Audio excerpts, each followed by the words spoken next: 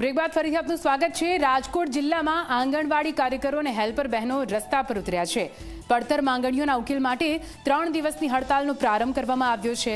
ધોરાજીમાં બહેનો દ્વારા ઉગ્ર પ્રદર્શન કરવામાં આવ્યું। શું છે આંગણવાડી કાર્યકરો અને હેલ્પર બહેનોની માંગ? જો માંગ નહીં સંતોષાય તો શું આપી છે ચીમકી? આ રિપોર્ટમાં જોઈએ।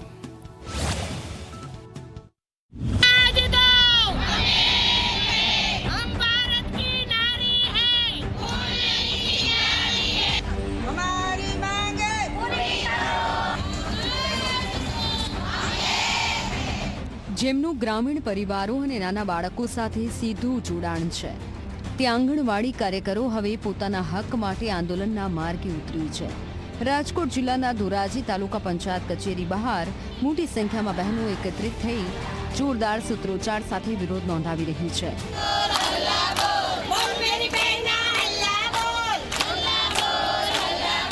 લાંબા સમયથી પડતર માંગણીઓનો ઉકેલ ન આવતા આખરે બહેનોને હડતાલનો રસ્તો અપનાવવો પડ્યો છે।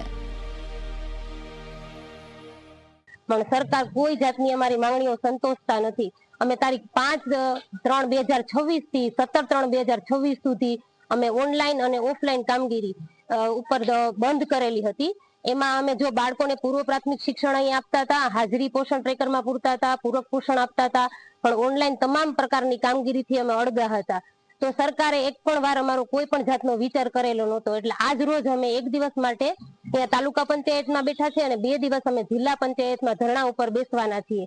કારણ કે સરકાર કોઈ પણ જાતને અમારે એકવાર પણ અમારે સામું જોતી નથી। આજથી આંગણવાડી અમે બંધ કરી છે, પણ અમારો પણ જીવ બળે છે કે આટલા બાળકોને પૂરક પોષણ અને પૂર્વ પ્રાથમિક શિક્ષણ આજથી અમે બંધ કરશું। અત્યાર સુધી અમે પોષણ ટ્રેકરમાં હાજરી પૂરતા હતા, પણ આટલી બધી એપ હોવા છતાં પણ સરકાર ક્યારેય અમારું એક પણ વસ્તુ વિચારતી નથી। આ હડતાલ આંગણવાડી કર્મચારી સંગઠન CITU દ્વારા આપવામાં આવી છે। 3 દિવસ ચાલનારી આ હડતાલમાં કુલ 12 જેટલી માંગણીઓ રજૂ કરવામાં આવી છે, જેમાં પગાર વધારો, નિવૃત્તિ વય મર્યાદા 60 વર્ષ કરવાની માંગ અને વર્ષ 2022માં આપેલા વચન મુજબ નવા સ્માર્ટફોન આપવાની માંગ મુખ્ય છે। બહેનોનો આક્ષેપ છે કે હાઈકોર્ટના ચુકાદા છતાં હજુ સુધી તેમને લઘુત્તમ વેતનનો લાભ આપવામાં નથી આવ્યો।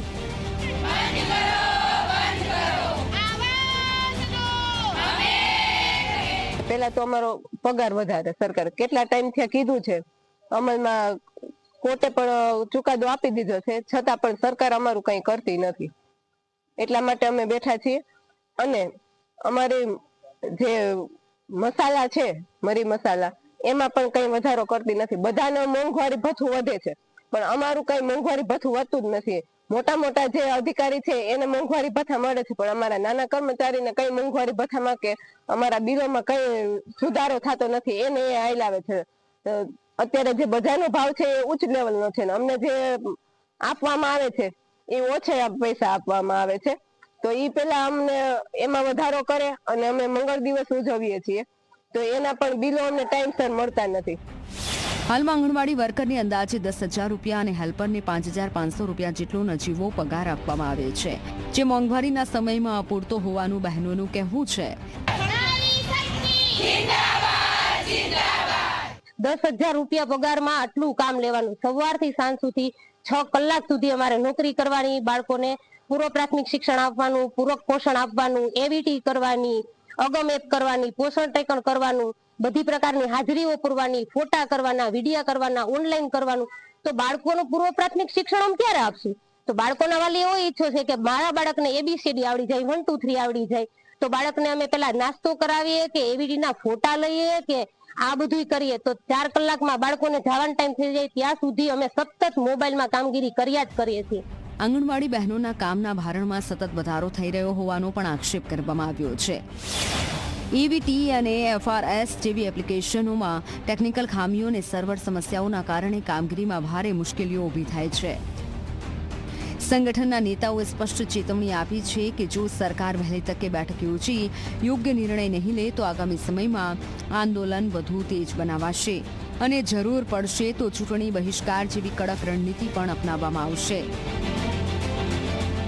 ગુજરાત સરકાર 1 પણ રૂપિયો પગાર વધારો ગુજરાત સરકાર દ્વારા કે કેન્દ્ર સરકાર દ્વારા કરવામાં આવેલ ન હોય તેવો આંદોલનના માર્ગે ગયેલા છે અને આગામી દિવસોમાં આ બહેનો 50,000 કરતાં પણ વધારે બહેનો ગાંધીનગરની અંદર ધામા નાખી અને ગુજરાત સરકારને અલ્ટિમેટમ આપશે કે જો અમારી માંગણી સ્વીકારવામાં નહીં આવે તો અમે તમને સત્તામાંથી કેવી રીતે દૂર રાખવા અને કેવી રીતે તમને હરાવવા એ માટેના તમામ પ્રયત્નો ગુજરાત આંગણવાડી કર્મચારી સંગઠન દ્વારા કરવામાં આવશે. આંગણવાડી બહેનોનું આંદોલન હવે સરકાર માટે મોટો પ્રશ્ન બની શકે છે. ત્યારે સરકાર આ મુદ્દે શું ઉકેલ લાવે છે તે જોવું રહ્યું. દિનેશ ચંદ્રવાડિયા, ઝી મીડિયા, રાજકોટ.